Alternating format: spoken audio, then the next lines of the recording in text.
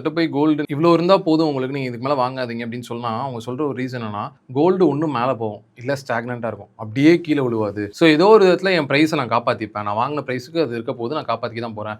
அதே மாரி இன்ஃப்ளேஷன பீட் பண்ண ஒரு கரெக்ட்டான இன்ஸ்ட்ருமென்ட் இதுதான் அப்படின்னு நம்புறாங்க. இத நீங்க எப்படி பார்க்குறீங்க? இன்ஃப்ளேஷனை பீட் பண்ணுறதுக்கு கோல்டு ஒரு நல்ல இன்ஸ்ட்ருமெண்ட்டாக கேட்டோன்னா ஓரளவுக்கு அது சரியான விஷயம் தான். கோல்டு வந்து மேலே போயிட்டு இருக்கு இல்லையா? இதே மனநிலையை வந்து லாஸ்ட்டாக எப்போ பார்த்தோம்னா நம்ம 2008 கிரைசிஸ் அப்போ பார்த்தோம். ஓகே.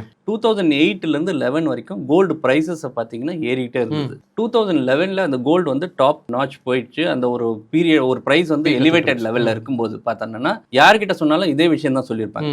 கோல்டு எப்பயுமே மேலே போயிட்டு இருக்கும். கோல்டு வந்து நிச்சயமாக மேலே போகிற ஒரு அசெட் கிளாஸ், எப்பயுமே கீழே விழாது. பழைய காலத்துலேருந்து கிராண்ட் மதர் காலத்துலேருந்து இது வந்து ஏறிக்கிட்டே தான் இருக்குது.